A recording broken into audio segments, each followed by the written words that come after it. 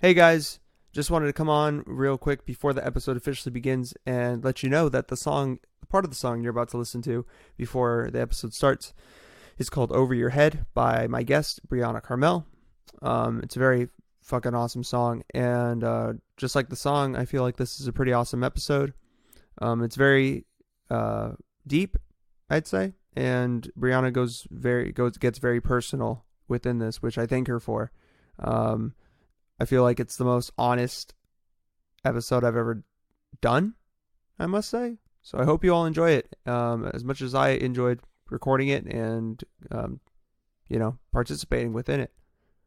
She'll be back on soon, but for now, listen to Over Your Head.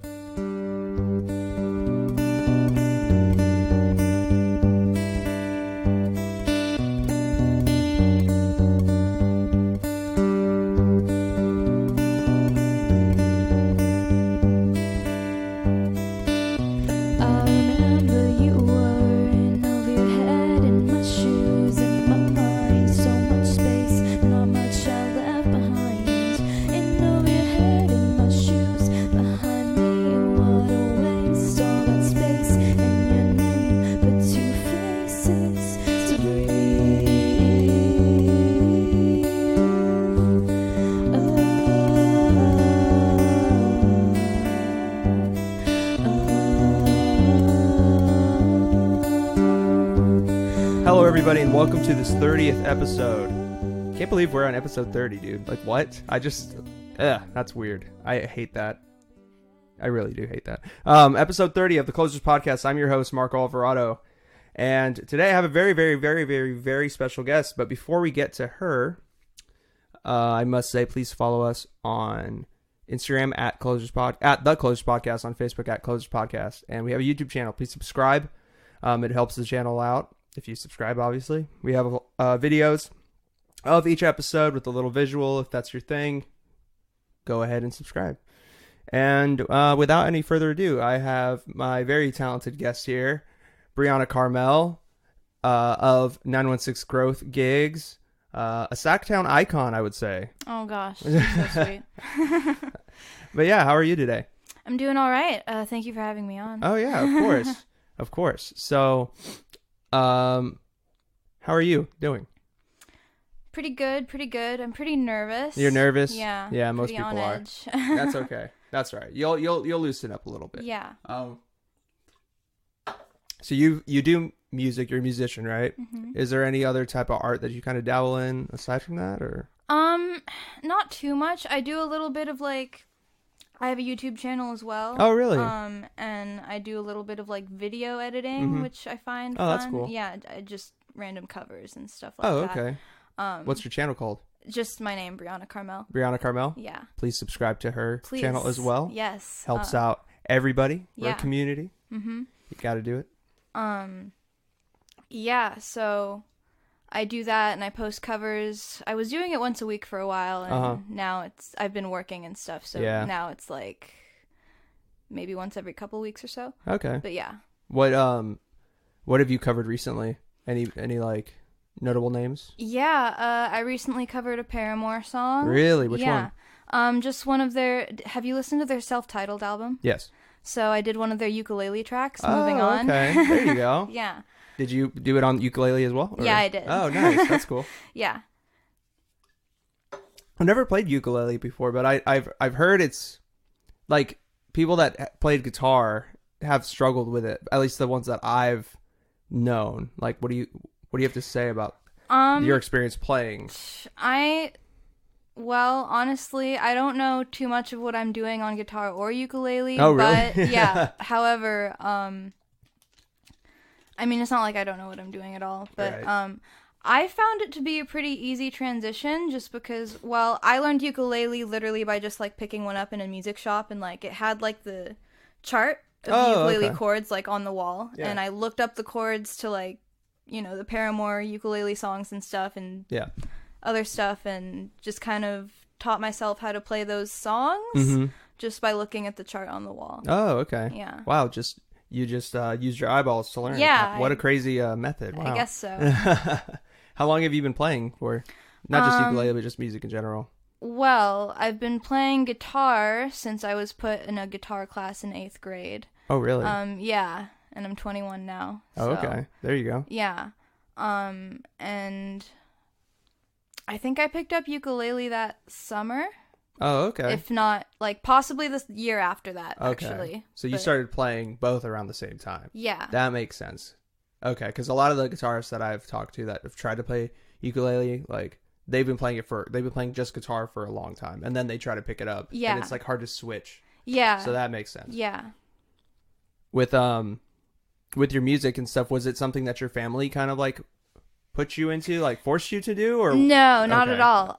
It was very much something that I've been singing for fun and stuff ever since I was a kid. I went to Catholic school for a while as a kid, and I joined the choir just because it was the one thing that, like, I don't know, even though it was just church songs, something about singing has always kind of called to me. I don't really know how to explain it.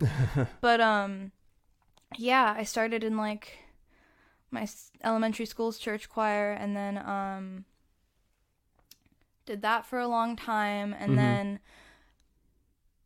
eventually I did, like, I don't want to say I was pushed to do dance classes, but that was something that I did just because, like, my parents were trying to find hobbies for me, I guess, and that was kind of, like, around the same age as I was doing the choir stuff. Oh, okay. And it kind of helped me with, like, rhythm before I ever learned how to pick up an instrument. That's interesting. So even though I don't really, like, dance and stuff anymore, I still think about it in terms of, like, I don't know. You were able to take something still away from it. Yeah, exactly. Oh, okay. That's really interesting. I've never heard that before. Yeah. Was that also at the Catholic school, the dancing, or that No, separate? it was just... I was going to say, that's pretty unlike many Catholic schools that I've heard. No, it was just a side thing that I happened to do at the same age. With that Catholic school experience, like, how was that for you? I don't talk about it a lot because it was kind of, like, depressing. Really? Yeah. I can imagine. Yeah. Yeah. I was forced to go to, like, to church, and it wasn't like my parents are, like, crazy religious at all, but they still wanted me to go, and even that in itself was pretty depressing. Yeah. So I can only imagine. Yeah. I feel like I developed a lot of anxiety from it. Really? Yeah. Yeah. Is it just, like, the strictness of, like, the rules and everything? Kind of. I was only there until, like, 5th grade or so, and it kind of depended on, like, the year and the teacher. But when I was in 2nd grade, and actually the choir teacher as well, the 2nd grade teacher and a choir teacher was this nun woman who, like, I don't know what she's doing now, and like, bless her heart, I don't want to say anything bad, but like, as a teacher, she really stressed me out, and like, I wasn't even a bad kid, but just like the way that she would scold the class and like, it would make you feel like you're always doing something wrong. I guess, and like, even just with, like, I don't know, she would try to get you to, I don't know how to explain it. I feel like with Catholicism, there's a big, like, guilt thing. Yeah, guilt is definitely a factor. Yeah, in that so, like, sect, yeah. It was very, like, when I say it affected my anxiety, she would say things like, every time you hear a siren from an ambulance pass, say a prayer for whoever's, like... Oh, like being hurt. Or yeah. Whatever.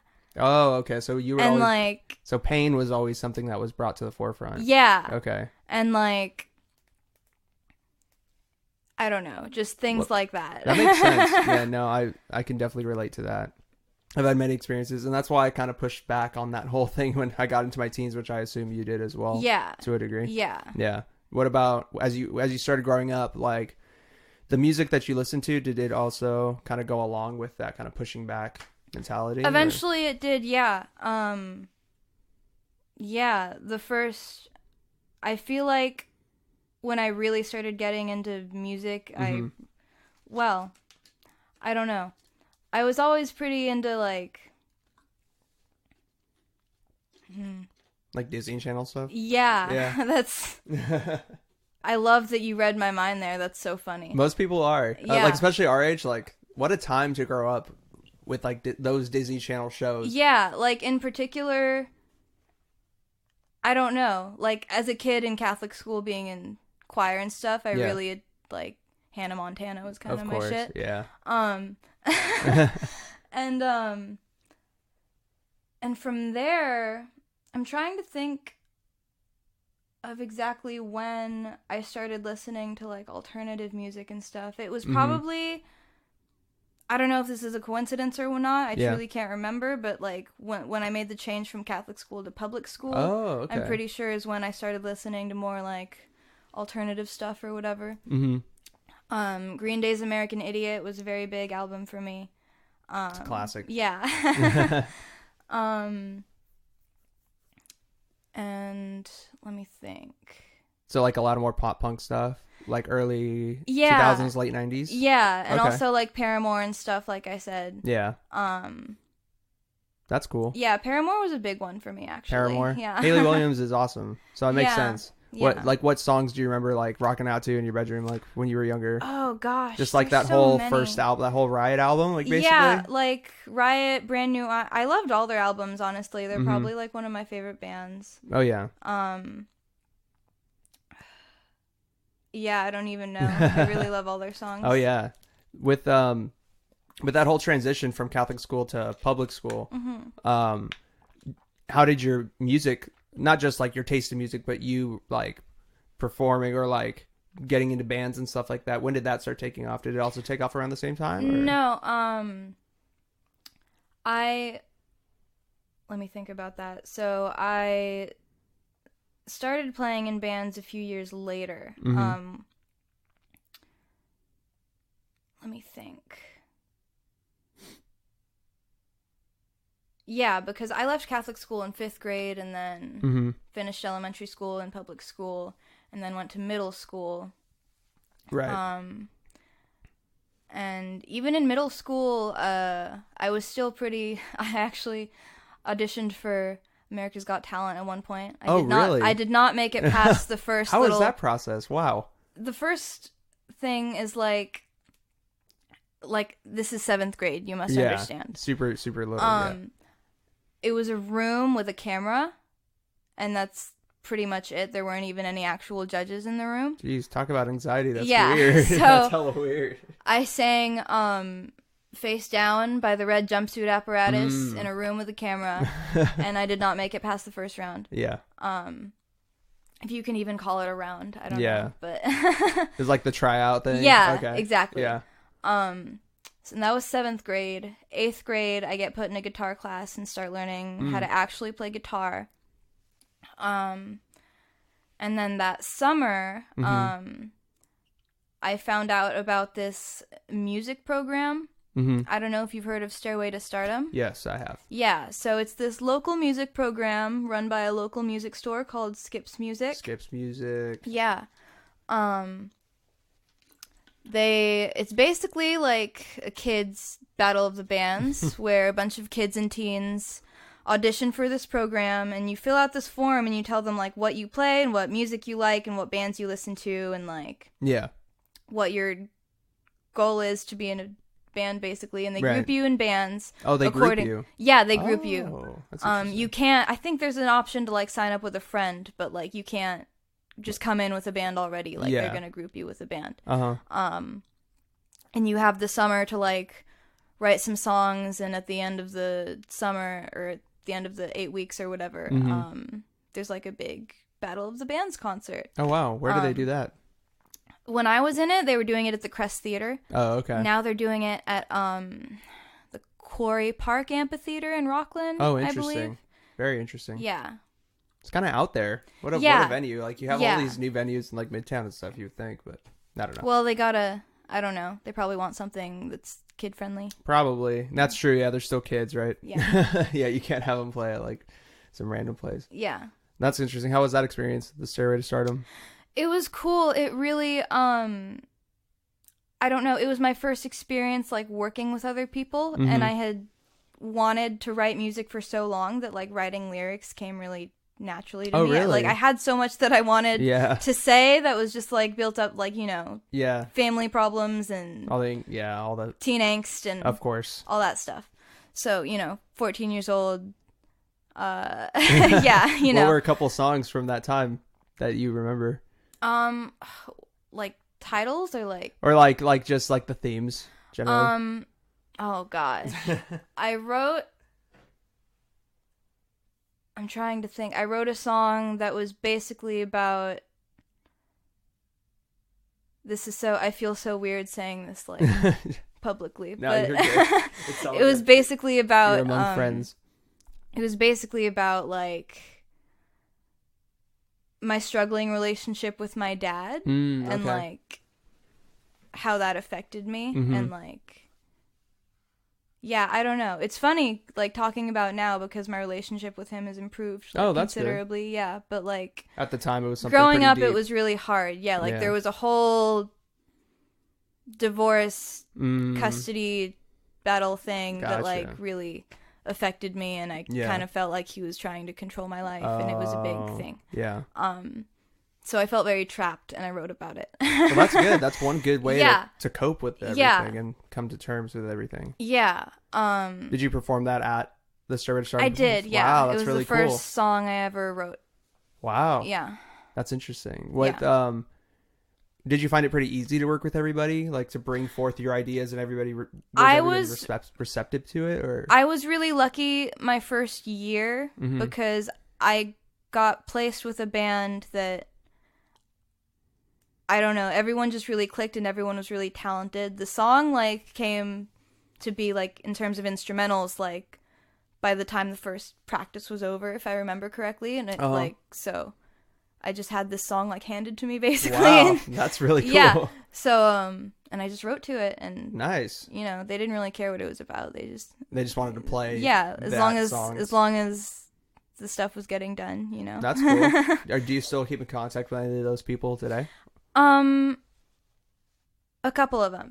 Yeah. One of them I talk to quite a lot. Nice. So, yeah, my first guitarist. That's awesome. Yeah. You got a friend out of it. Yeah. I mean, hey, that's better than anything. Yeah. That's really cool. So like from there, where did you what was your next step after the Stairway to Stardom stuff? So after Stairway to Stardom, that band that I was in stayed together. And we had lots of different member switch outs, I guess. Like some people quit and we had to find new members and stuff like that. And once we got a new drummer, we started playing shows. This is getting into weird territory. Sorry. Oh no, you're fine.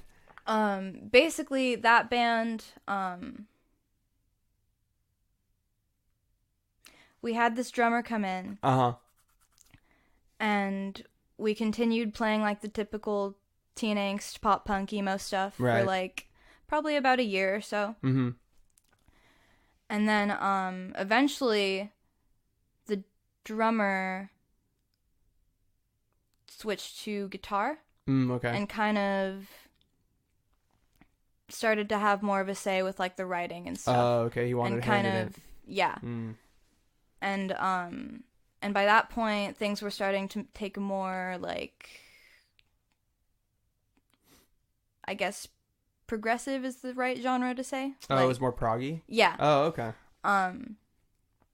So, yeah, and that was how Kreska came to be. Oh, that was Kreska? Yeah, that was Kreska. Oh, okay. How long did you guys play together for? Like 3 years. 3 years? Yeah, that's like weird territory for me to talk about because it was kind of a bad time. Oh, okay. Yeah. It wasn't the best? Yeah. But are you feeling better now than you did at that point musically, or? Musically? Like, what do you mean? So, like, you do more solo stuff now. Yeah. Are you more happy with your, you know, just generally doing more solo stuff as opposed to being with a group? I actually feel most comfortable in a group. Oh, really?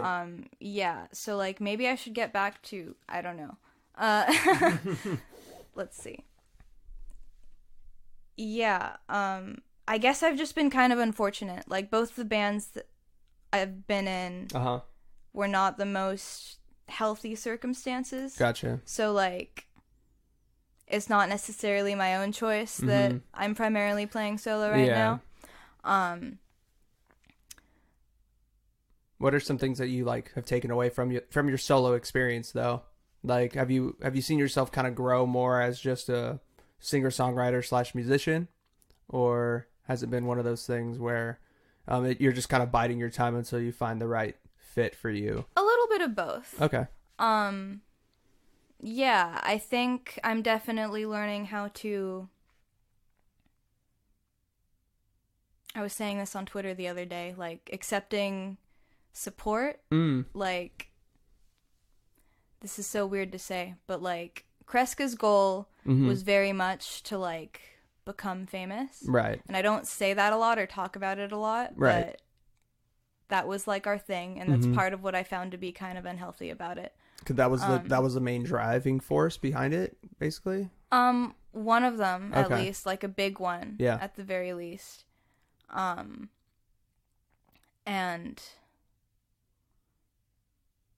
train of thought, wow. No, you're fine. Why do you believe that to be, because I agree, I mean, I can see how that can be really, like, toxic. Yeah.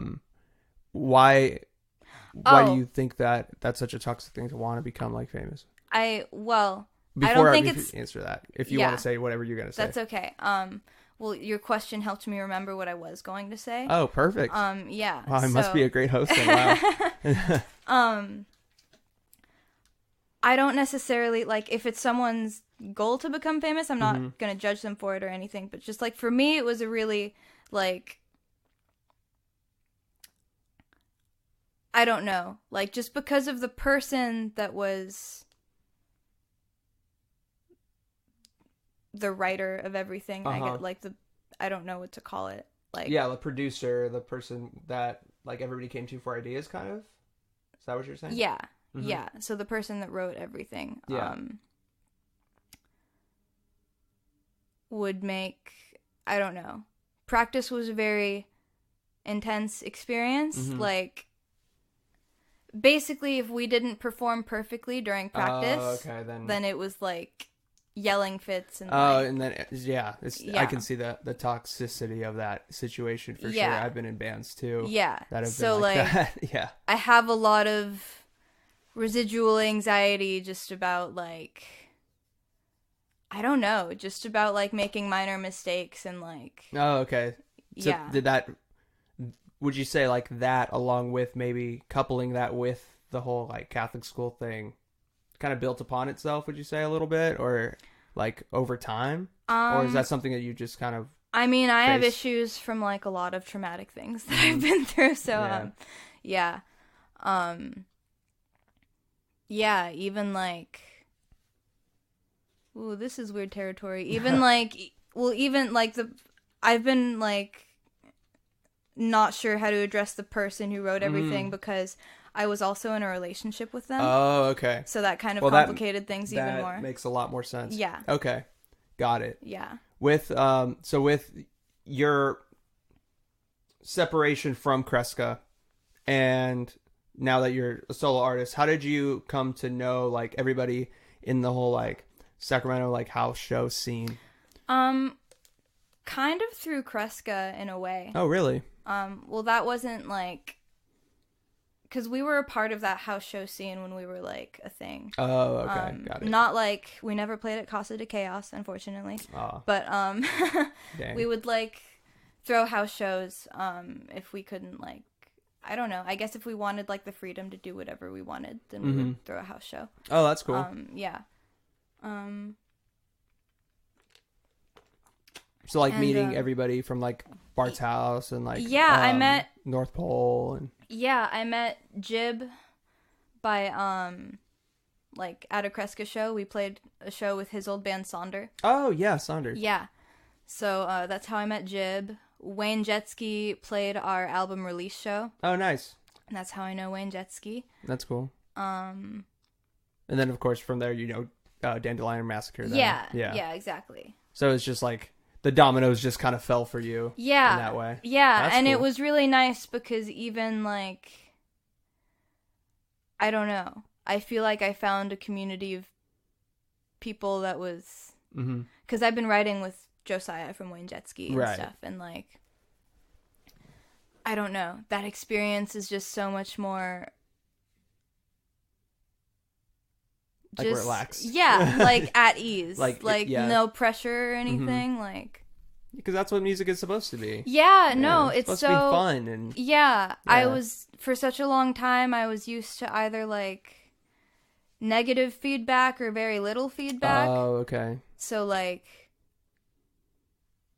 I don't know, having someone who like literally doesn't care if I make a mistake or like will even tell me good job. Yeah. If I like, it's a world of a difference. Yeah. No, and that's what it's all about. And two, like, I don't know. I feel like with you guys making music and stuff, like it like hearing your guys' styles too, like separately, like it just fits so well. Have you heard our stuff that we put out together? Like we haven't put anything out, but we put up like a video. That one video? Yeah, I saw that video. Cool. Yeah. I just wanted to ask. Yeah, no, I did. It was cool. Yeah, like I like that whole vibe that you guys are going for. I can't wait to hear like the more songs from you guys. Yeah, it's coming along slowly, but it's coming. How long have you guys been working together for? Any project name? No project name. Not yet. That it's gonna have to be something really good because I can't come up with anything. But it's just been kind of a slow process because both of our lives have been kind of, I don't know, crazy. Yeah, adulting. That's what. Yeah, pretty happens. much. Yeah. But we've been writing together for like, I don't know. I think we wrote our first song like a year ago or a year and a half ago or something, and then we wrote a second one like, I don't know how long ago, but we have a few songs. That's cool. Yeah, it's just a matter of, I don't know. Yeah. Just things calming down and us being able to actually like put the time into it. Oh, of course. Yeah. That time is the most important thing, but at the same time, like that's good. You both understand that. I mean, you guys are adults and you guys have lives outside of music and all that. But I remember the thing I was going to say with all the, difficult things that you had to go through with music. Yes. I find it very inspiring that you have stuck with it. Even I've through heard that all those before. Things. Like Yeah. I've heard that before. A lot of people would have just been like, you know what, maybe I should just stop. Yeah, I think the thing with me is that it's always sort of been like a way for me to vent. It's the only way. I don't know. It's just so cathartic for me, like the process of writing lyrics and being able to like perform them.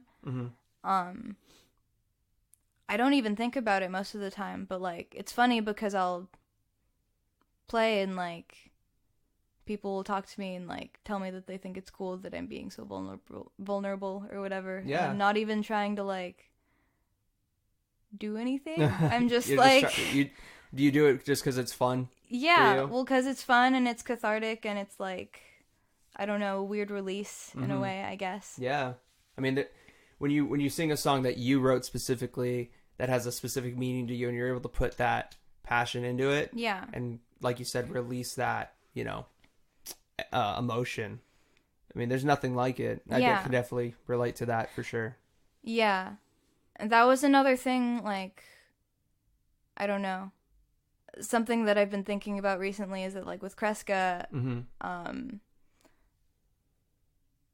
sometimes I would be like kind of told what to write about. Yeah, that's dumb. Like I find that so short. I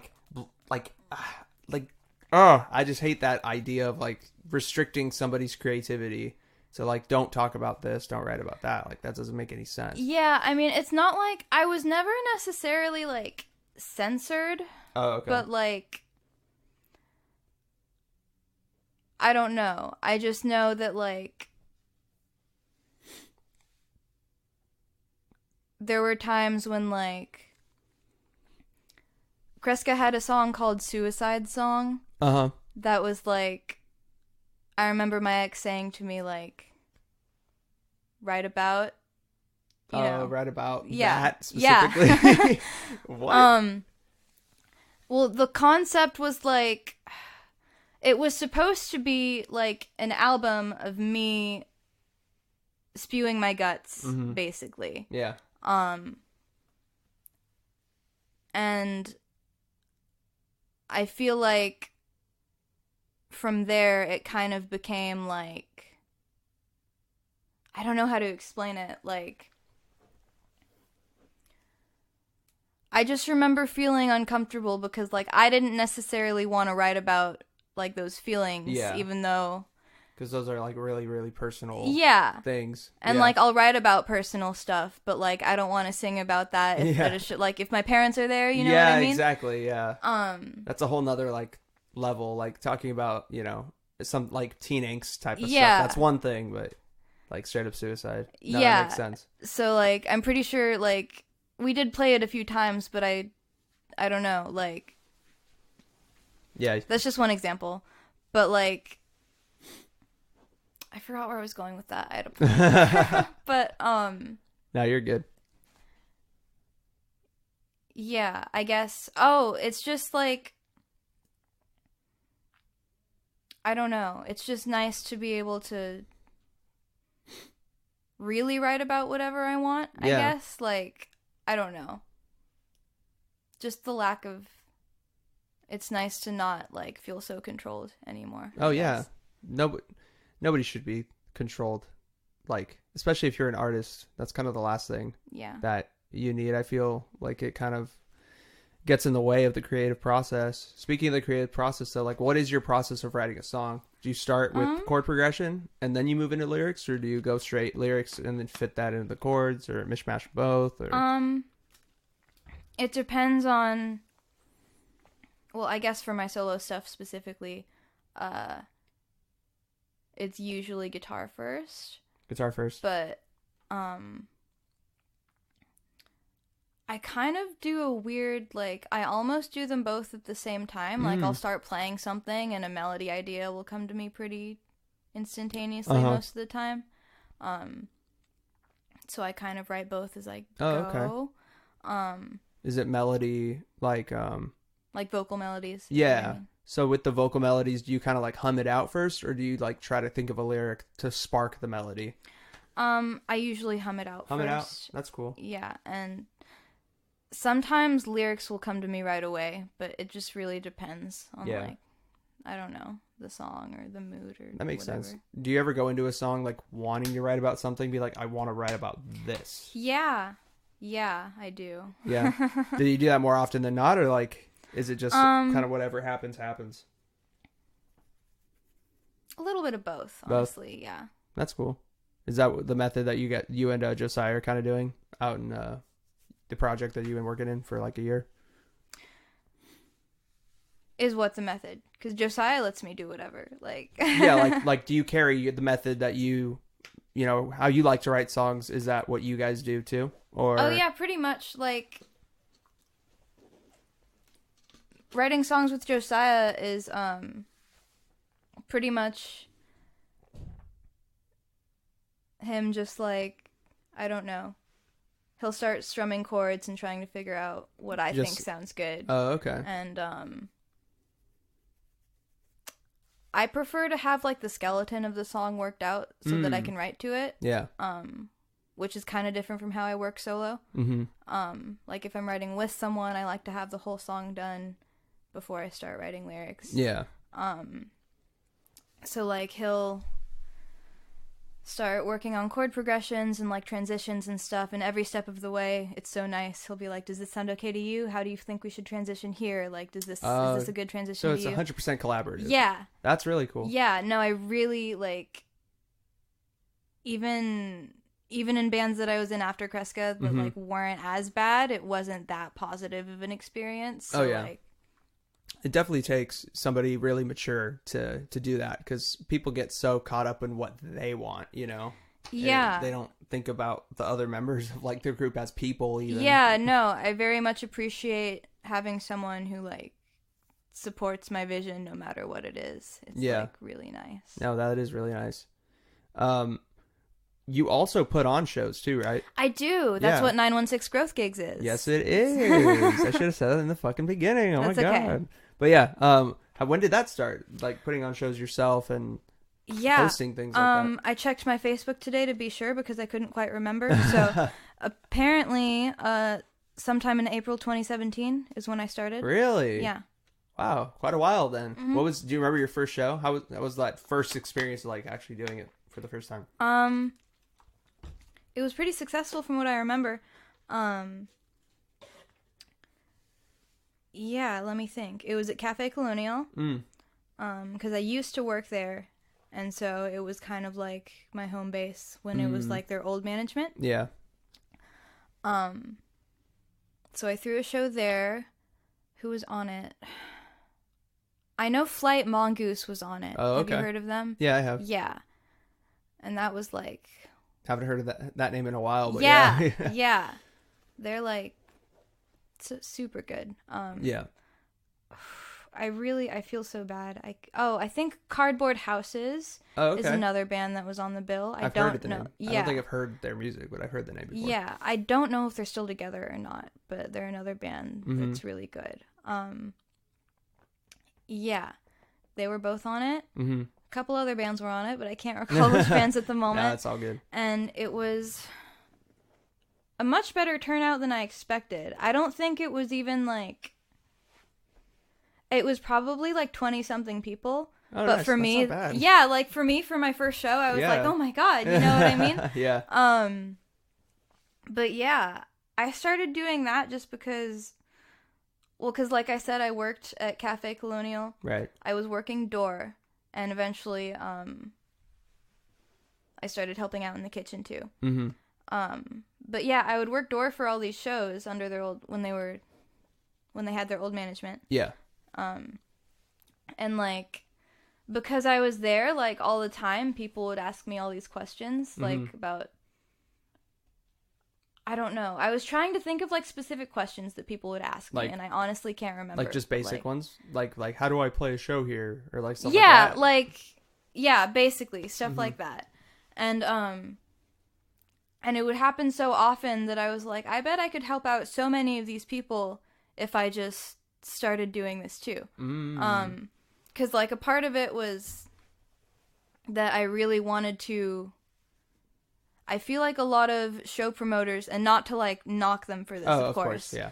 But a lot of show promoters stick to a certain genre. Yes. And especially like when I started, it was really prevalent. Oh, really? At least that's how I feel. Like, right. I don't know. There's not a lot of diversity. Yeah. I feel weird taking credit for like the more diversity in shows that we've been seeing, but like I feel like since I started doing it, it's been more of a thing. Yeah. Like just pure observational. I'm not going to say anything's like a fact, but yeah. So what was my... So like the diversity in the shows and all that. So like, yeah, thank you. I totally lost my train of thought. You're welcome. No, it's all good. But yeah, I feel like a lot of show promoters are like either strictly punk promoters or strictly metal promoters or like, and I really wanted to just kind of break away from that and like not have any genre restrictions and like maybe even do a show with mixed genres sometimes. And like, I just found it, I don't know, that kind of became my brand, I guess. Yeah, no, that's sick. Yeah. I mean, music's music at the end of the day. Like, yeah. So like, what have you gotten out of doing the 916 growth gigs promotions? Like, how many, like, I can only imagine the amount of connections that have come from just putting on your own shows. And, yeah. No, honestly. And the friendships, too. Yeah, that's the biggest part of it. Yeah. I mean, you wouldn't be on the podcast if it wasn't for your LGBTQ Fest, right? Plus Fest? My Pride show. Yeah, your Pride show. Yeah. That's something that I do every year because, I don't know, I think it's just really important to definitely celebrate queerness in this music scene and stuff. There's a lot of it, so why not celebrate it, right? Yeah. Like, yeah, no, that makes sense. So, yeah, that's like a whole thing. A whole thing. Yeah, I mean, with your shows, like, I've seen like a lot of good causes being backed by 916 growth gigs, right? Like you do a lot of like charity type shows and stuff like that. Has that always been a goal of yours? Or Not necessarily. I just like to, well, I don't know. It's always kind of an impulsive thing. I just kind of like to, like, if there's a particular cause that I feel passionate about, right. I just like to do it. The Pride show actually wasn't a charity. Oh, okay. It was just... Oh, yeah, I was talking about the one you threw... At North Pole House? North Pole House, yeah. Yeah. I was talking about that one. Yeah. But yeah, the that one, Pride show, too, was really fun. Yeah. The one at North Pole House was a benefit for... Half of it went to, like, the border crisis, and half of it went to Puerto Rico for the hurricane recovery. So, yeah. How much did you guys generate, if I may ask? I'm just curious. Not a lot of people showed up because, I don't know. It's just one of those. Just one of those nights. Yeah. But I think, because I had to split it half for each of the causes, and I think they each made about like 20 something. Hey, that's something. Yeah. Yeah, that's not bad. I mean, for like a house show promotional thing, like that's not bad. Yeah. Especially for each one. Yeah. It's pretty good. Do you have any more of those types of events down the pipeline? I want to do another Pride type show eventually, with my drag queen roommate who co-hosted the Pride show with me, that Luna Nova. Yeah. Shout out Luna Nova. Yeah.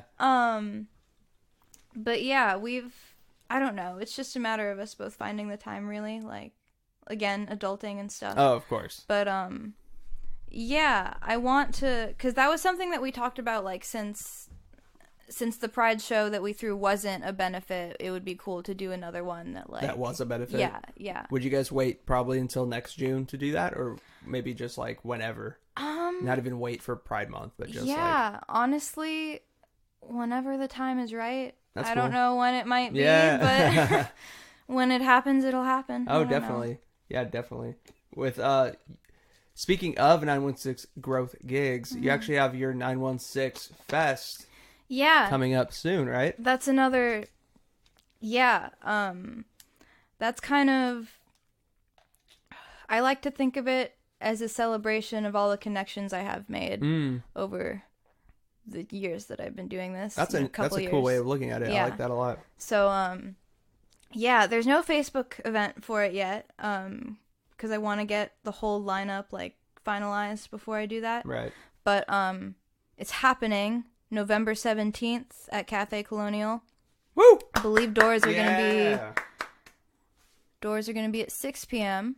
Yeah, and we've got some cool bands. Like I said, I don't want to announce the whole lineup yet, but any teasers? Paper Airplanes. Paper Airplanes, who else? Captain Cutie Pie. Oh my. Yeah, those are a couple good bands. Whoa.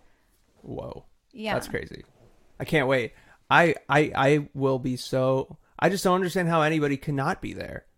Like, just from those two bands. And Downer, of course. I don't know who that is. Never heard of that guy before. I can't wait. No, it's going to be a lot of fun. It's going to be a lot of fun. I can't wait for the whole lineup to be released, because people are gonna definitely want to be there. Yeah. For sure. Is I'm trying to think. What was I going to say?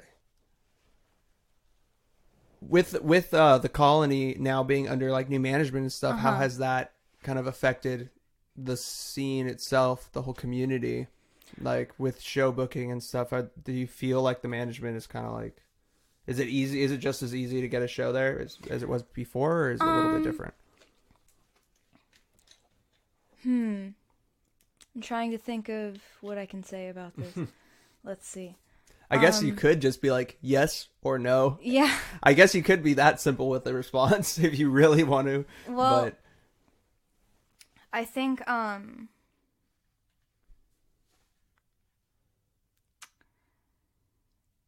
see, I had a bit, like, I can only speak personally. Yes, of course. I had a bit of privilege under their old management, because... like, there was a technical booking fee, but my old boss was, like, pretty lenient with me about it most of the time. Got it. Because you worked there. You put your time in. Makes sense. Yeah, so, it's harder for me personally now, to like, I don't know, like now if I book a show there, I want to make sure, like, of course I always want to make sure that a show is going to be a success. Yeah. But I don't feel safe throwing a possible flop there, I guess. Because like, you kind of have to match that fee type of thing.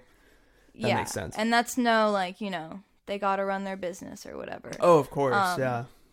But, like, for me, it's been harder for that reason. Yeah.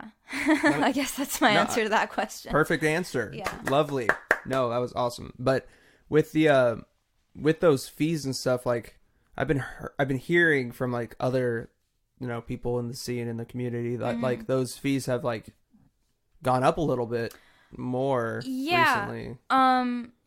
Which is kind of a bummer. Yeah. That's like, the fuck? That was the thing I wasn't sure if I wanted to say, but yeah. Well, hey, she didn't say it, so if anybody gets mad, be mad at me. I don't care. But yeah, that is kind of a bummer. I mean, no wonder people are turning to like more house type venues and stuff. Yeah, no, definitely. I feel like, yeah, it's been a little bit rough for me, honestly, because now that I don't have like Cafe Colonial as my home base anymore. Yeah. And like, house shows are great, but since they typically only happen once a month, like, I don't know. I don't have a place that I can like consistently throw shows anymore. Yeah. Which kind of sucks, but I'm hoping one of these days something will turn up. Yeah. Something will happen. I mean, there's always just random places just popping up out of nowhere. Yeah. And you're pretty good at making connections, so I do not doubt that you can find somebody to help you out with that pretty easily. Of course, yeah. There's been a topic that's kind of been danced around this entire time. And I think you kind of know what I'm going to talk about. Yeah, let's do it. So with everything that you've kind of talked about, there is this sense of like a lot of the things that we've been talking about have to do with like mentality, how things have made you feel and have set you in a certain like state. Yes. So with that, it's a very sensitive topic. I'm still trying to figure out how to get into the topic because I want to be very respectful to it. I don't want to just say it, but you do struggle with certain mental illnesses and stuff like that. Yes. So what would you like to talk about with that? I'm kind of going to leave the floor open to you, if that's okay. Just because I don't want to ask a question that is deemed as insensitive or anything. For sure. So I'll just give a brief little rundown of my shtick, and then we can go from there. Perfect. Sounds good. So I have PTSD due to a variety of things, not all of which I will go into, but some of them being like my bad experiences with Kreska and like that relationship that I was in at the time and stuff. So trauma things from that and other things. July of this year, I was also diagnosed with bipolar 2 disorder. And I can actually say quite a bit about that because, like, the Pride show was actually kind of what led to that diagnosis. Oh, really? Yeah. Because, I don't know. I feel like before, I had never really, like, made this connection that was, in hindsight, always there. Yeah. But, like, this connection between, like, when I'm happy and when I'm sad, to put it very simply. Right. Like, very, very simply. But yeah, basically, the Pride show was interesting because it was my first time throwing a show in like 6 months. Oh, really? Yeah. I had no clue about that. Yeah, I had gone on a little hiatus because, like, once the Colonial management changed and I wasn't working there anymore and stuff, and I didn't have that home base anymore, I'm booking there again now, but for a while I don't know. I was feeling weird about it, so I took some time off from like going there. And I threw like a birthday show for myself, a house show at Bart's house in January, and then after that, I just didn't do anything for a long time. Mm-hmm. And then, you know, June came around and I was like, you know what? I still got to do the Pride show. Yeah. Because it's important to me. So I did it, and there was just, I don't know, there was so much build up to it. Yeah. And it went pretty well, if I may say so. No, like, it was pretty successful. We had a good crowd, and all the bands were Two Rivers super. Is awesome. Yeah, Two Rivers Cider. Shout out to them for letting me do that. Woo! Woo. But yeah, the whole show was amazing, and I had a great time. And I distinctly remember thinking, like, I was so busy the whole time that, like, you know, normally I feel like if you go to a show like that, you're going to, like, have some drinks or whatever. But I was so busy and, like, so in the zone the whole time that I barely even touched alcohol that day. Yeah. And I didn't really... I was pretty sober-minded for most of the day. Mm-hmm. But I remember having this thought at one point, like, wow, this is all going so well. I feel so good right now. I can't believe I was ever depressed. Mm-hmm.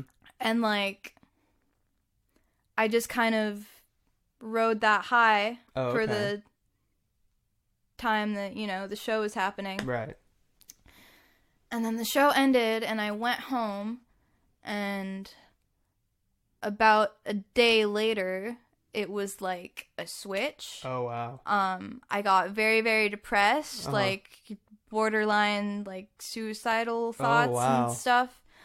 And it was for like no real reason. Like nothing happened to make me like, it was literally like, at first I felt super confident about everything that I was doing. Mm-hmm. And then once that like burned out, I was like having these thoughts. Then like in hindsight, I don't know why I was having these thoughts, but it was stuff like, I don't know. It was stuff like, it wouldn't matter if I never threw a show again. Like this was just a one-time thing. Like my presence in this scene doesn't really matter. And if I throw another show, it probably won't go this well. And just like, I don't know. Just really, just stuff that like my very existence was like. Super like pessimistic stuff, And like, because there was no clear trigger, I realized like, this is like, it felt like a response to being so happy. Oh, you know what I mean? Yeah. Like, like because you were so happy, you had to get like, and like I'd kind of noticed that before. Like, what would I call it? I started Googling things like happiness hangovers and things like that because like that was the only way I knew how to describe it. Mm-hmm. Like I would get really, really happy and then for no reason just crash. And this was like one of the most intense times that I had experienced that, and I really realized there was like a direct correlation that wasn't normal. Like, I don't know. I'd gotten depressed before. I don't know. It was just so severe that I was like, I have to do something. Yeah. So, something that's pretty cool is that there is now a mental health urgent care. Really? On Stockton Boulevard. Wow. I didn't know about that. No, it's a really cool little organization, and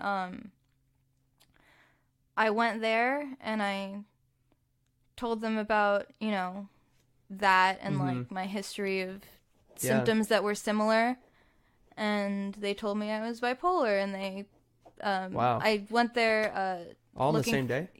Well, no, not the same day. Oh, okay. I was like, geez. It was probably within the same week. Oh, okay. Yeah. Like, I was doing pretty bad, so I wanted, like, a pretty instant fix, you know?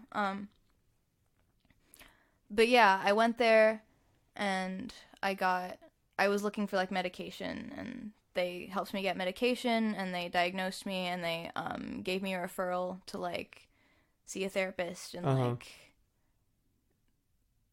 basically they referred me so that, because they're just an urgent care place. Yeah. So to get like an actual diagnosis, like a no, not. Or are they able to officially diagnose people too?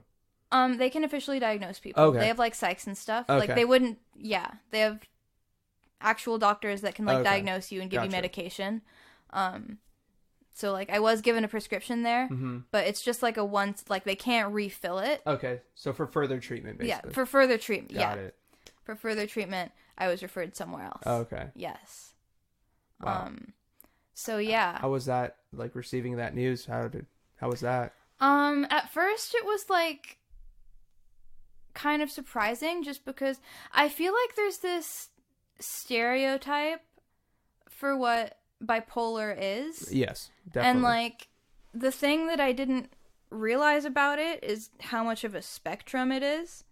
Like, yeah, there's not just one kind of bipolar. Yeah. And that like blew my mind.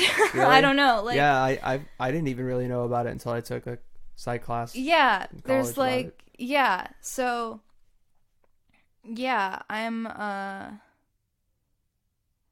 type 2, which What is that? What is the like definition of that? so like what is the definition? I might need to pull out my phone, honestly, but Feel free if you need to do it. Because I'm just curious, because like I know that there's some people that I've talked to who they get diagnosed too, and they're like, I don't even feel like that really fits, but I guess so. Yeah, I feel like it fits. Like, okay, so I don't need my phone. I think I can just wing this. I believe. So type 1 is what I guess most people probably think of when they think of like the stereotypical bipolar. Like, I'm not type 1, so I don't really like, Yeah. extreme mania may or may not have depressive episodes. Oh, okay. And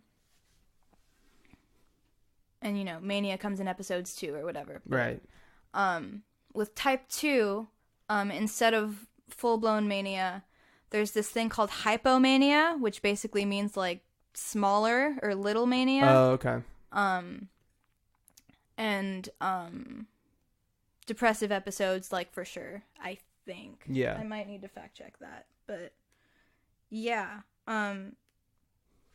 So yeah, basically, the way, actually, when I was like diagnosed, the person that was like diagnosing me or whatever, the way she described hypomania to me, like, she didn't use that word. Oh, really? Yeah. So like, but when she described it, she was like, do you feel like, it was like, do you feel like you're a car that's like revved up, ready to go, like, but you're trapped inside a garage. Does that make sense? Yeah. So like you have all this energy ready to spend up, but you're like trapped and you can't like actually expend use it. Yeah. Yeah. And that's something. That really was for you. resonated with me. Yeah. Just having all this energy that I can't burn out, and it's not like, I don't know, because I am a pretty quiet person, so it's not like, I feel like it doesn't necessarily manifest in me in like the stereotypical way that like a lot of people think of. Right. But like, I don't know. It's weird because like, I can get more chatty and excitable, but I can also get like kind of irritable. Yeah. Because it doesn't really matter. It's just like up emotions. Yeah. Whether it's good or bad. Just, a lot of people think it's like a purely pleasant thing, and it can be, but like anything that releases that energy, basically. Yeah. Whether it's happiness or anger. Yeah. Generally. Okay. And on the other side of the coin is like depressive symptoms, which is, I feel like we all kind of know what that is, but yeah, to varying degrees, yes. Yeah. I'd say. And there's also like mixed episodes where you can experience aspects of both of them at the same time. That's very interesting. Yeah, and I struggle with that as well. Really? Yeah. You can be predominantly depressed and have some mania symptoms, or you can be predominantly manic and have some depression symptoms. Wow. Yeah. How has your I guess I'm your not life an changed? expert. Oh yeah, of course. Neither of us are. Yeah. This is just what I've learned since, like, I don't know. Since I got diagnosed, I wanted to learn about it. That makes sense. Realized I literally knew nothing about it. And I was like, I need to understand how my brain works or else I'm going to, like, go insane. Oh, of course. Because I just wanted to know how to, like, I feel like I need to know what I'm dealing with before I can cope with it. You know what I mean? What we'll do is in the description of this podcast, we'll put some more articles that link to, like, actual, like, definitions and stuff like that. If people are interested. I could send you some. Cool. Definitely, that'd be awesome. I'll do that for everybody because, like she said, we're not experts. But experience, I feel like, is, you know, some there's something that comes with that experience. I mean, we've lived it firsthand. So with that diagnosis of yourself, ever since July, how has that changed things for you? Have you seen are you able to cope with things a little easier now, or that's a good question. I feel like I'm still learning how to cope with things, but like, I don't know. I have a better understanding of, like, my emotions than I've had in a long time. Right. Like, I feel like before, my emotions felt like such a clusterfuck, if I may say. Yeah. That I couldn't make sense of it a lot of the time, even separate from, like, trauma stuff. Like, for those who don't know, like, there's no, if I recall correctly, I'm gonna fact check before I say this, but, like, basically, you can cure PTSD, but there's no, like, there's no cure for bipolar disorder. Oh, okay. And the internet is telling me that I'm correct. So okay. I wanted to make sure I read that before I said it. Perfect. But, yeah, basically, like, even separate from, like, because, you know, trauma stuff still affects me, but, like, with time, it gets easier to deal with that stuff. Like, you know, there are going to be bad days, but, like, I feel like separate from trauma stuff, like, even on days when I'm not, like, when I'm doing relatively well in that aspect, like, my emotions can still be all over the place. And so that's kind of, like, I don't know. I'm trying to think of how to phrase this. Like, I guess, because, you know, therapists would tell me, like, oh, you're not going to live with this PTSD forever. Like, you're a strong person. We can tell that you're going to get through this eventually. Right. And I always kind of felt like, okay, maybe I can get over, like, the trauma stuff, but there's something that feels, like, innate. Oh, okay. Yeah. That, like, something that will always be there. Yeah. So, like, that was kind of the part that made the most sense to me. Like, this is why all my reactions to everything feel so big. I guess that's the main thing. Like, my reactions to everything are very big. That makes sense. Yeah. Are you able to now, like, do you feel like you were able to catch yourself a little bit easier now that you know for sure, like, why you have those kind of reactions?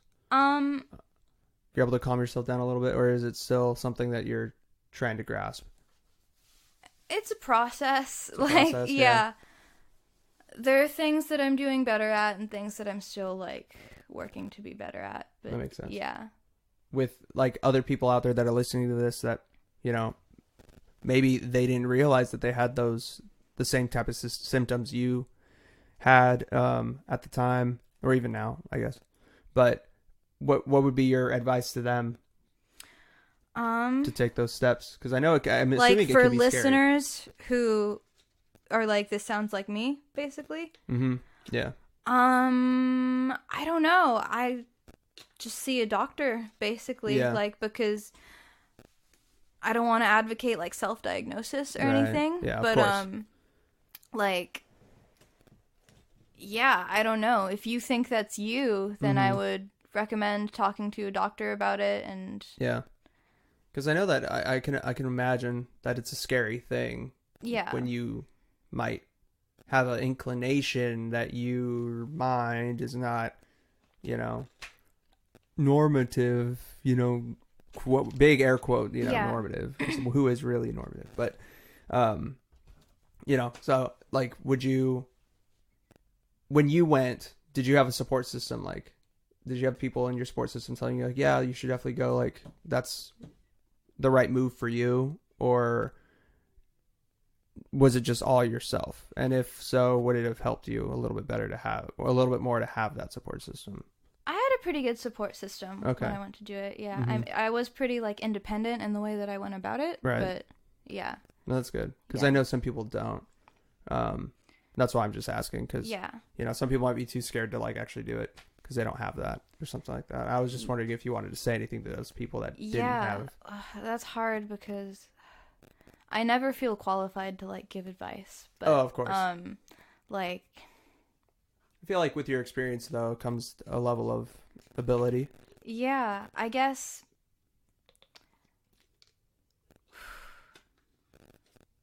Here's what I'll say. Like, if you think that what I'm describing sounds like you, then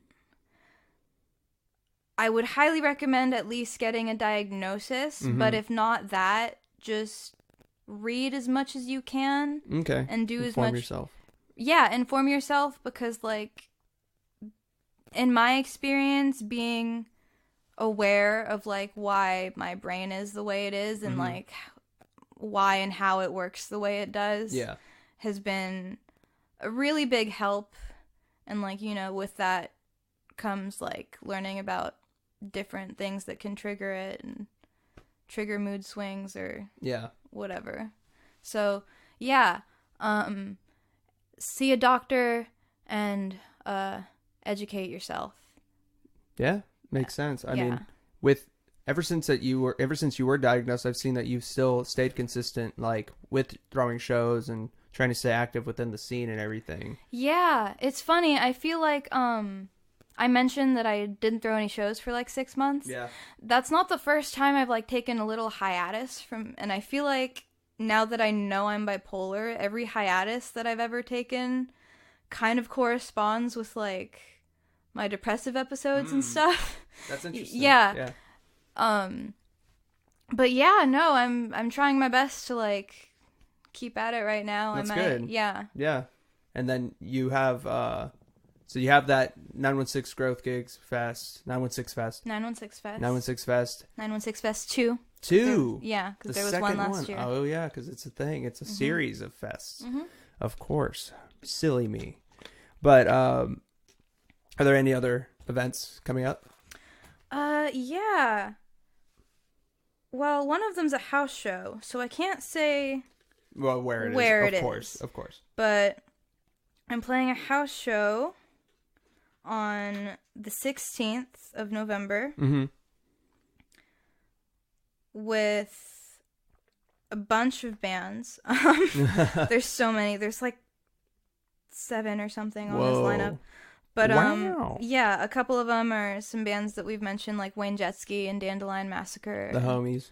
Yeah. Check out their music. Yeah. It'll be, yeah. I don't know if I should plug them. I was gonna suggest who to follow on Instagram to like hear about the show. Oh, well, could they follow you? Is that okay, or do you want to stay off? No, like we follow each other. I just. Oh no, I meant like, can the audience follow you if they would like to stay, keep updated on your musical career? Yeah, follow me at Brie.Carmel on Instagram. Perfect. And I'll post that flyer soon. Hell I'm also yeah. tagged in it. Hell yeah. But yeah. Hell yeah. No, that's cool. Yeah, and I'll then definitely try to be there. Yeah, and then I'm gonna be playing the fest too. Oh, you're gonna be playing the fest? Yeah. Sick. Yeah. Hell yeah. That's gonna be a lot for me because the house show's on the 16th and then the fest is on the 17th. So, Oh wow. Yeah. That's crazy. That was a bit of an impulsive decision for me, but does the Colony have a PA now? Not yet, I don't think. Still. Yeah. Okay, no, they don't, because I was just there the other night and we had to set up our own. Oh, okay. But yeah, I think I don't even know because I don't work there, but I'm pretty sure the cafe does. Oh, the cafe does. Yeah. Okay, and will a 916 Fest 2 be in the Colony or the cafe? Cafe. Cafe. Sick. Yeah. Awesome. Wow, the big room. Yeah. Yeah, it'll be good. That's crazy. I remember I saw... Who did I see there? I saw You Blew It and Tiny Moving Parts. Oh, nice. Way back, like 2015. Nice. Yeah, that was a crazy show. And that was the only time I've ever seen a show in the big room. And I've been going to shows for so long. So yeah. It'll be really cool. I'm excited. Very excited. Let's see. Well, it looks like... Yeah, we're about at 70 minutes. Oh, wow. Okay. Yeah, isn't that crazy? Yeah. Is there anything you want to say before we depart? Anything else you want to talk about? Get off your chest. Get off your chest. Yeah. Let's see. You a fan of sports? Sports, not really. Not really? I don't know. People like to come on here and just like be like, well, you know what? The Niners are the best team of all time. Like before they get off or something like. Let's see. I don't know. I just want to reiterate that I'm not an expert in anything mental health related. And also, I don't know. These are all just my experiences. There you go. So just take everything with a grain of salt. I don't know. Nothing I'm saying is fact. Yeah. It's everything is what she's experienced. Yes. So, and everything is what I've experienced. And if you have any experiences you would like to share, just DM at the Closers Podcast on Instagram, and we could set up time for you to come on and say what you want. Because honestly, not that I'm not saying I don't care, but I like to allow people to kind of say what they want to say. I don't like to railroad people into like being like, you have to talk about this, you know. So I hope I didn't do that with you today. Oh, not at all. Okay, good. I'm glad. Yeah, no, thank you again for having me. It's been really fun. Yeah, I'm glad you had a good time. You'll definitely be on again. Oh, yes. At some point soon. Maybe we could talk about more, because I like to get everybody like introduced to the audience first before we bring you back and have you like just talk about like music and just generally and stuff. But I like to do music reviews and like music recommendations and stuff. So it'd be really cool to have you on for one of those. Oh, that would be fun. Yeah, super fun. Maybe the Wayne Jetski / Brianna Carmel music will be on one of those music recommendation shows at some point. That'd be awesome. That would be. I would love that. Project yet to be named. Project. I don't know. I can't wait. I feel like it's going to be a really cool name. Man, I hope so, I because it's feel like really all just up to my brain. I feel like it'll be cool. You'll come up with something. You're clever. So yeah, I'm just trying to wait until... I don't want to force it, you know what I mean? Just let it happen. Yeah. Yeah, just let it happen. Something like tongue-in-cheek where everyone's like, wow, that's really clever. Yeah. That's cool. Exactly. No, yeah. They're going to be... It's going to be good. Look up the video on my YouTube channel. Brianna Carmel and Wayne Jetski. I think if you search that on YouTube, you should be able to find it. Really? I'll put that also in the description. Oh yeah, the video. I'll just send you the link. Yeah, okay. I'll put the link in there too.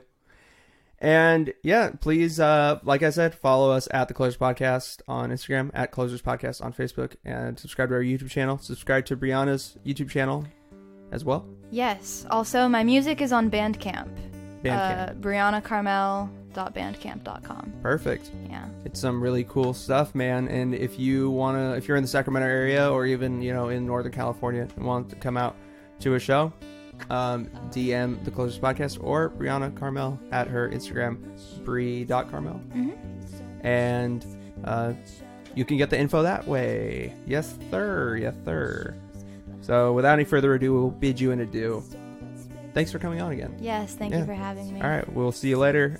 We have closing out the week on Friday. Not sure what's going to happen with that, but somebody will be on. I know I didn't do a closing out the week last week because I just got really busy and just kind of like had the Halloween hangovers, so I wasn't able to do anything, but we will have something this Friday for you. So stay tuned for that. It'll be a lot of fun. Take care, guys.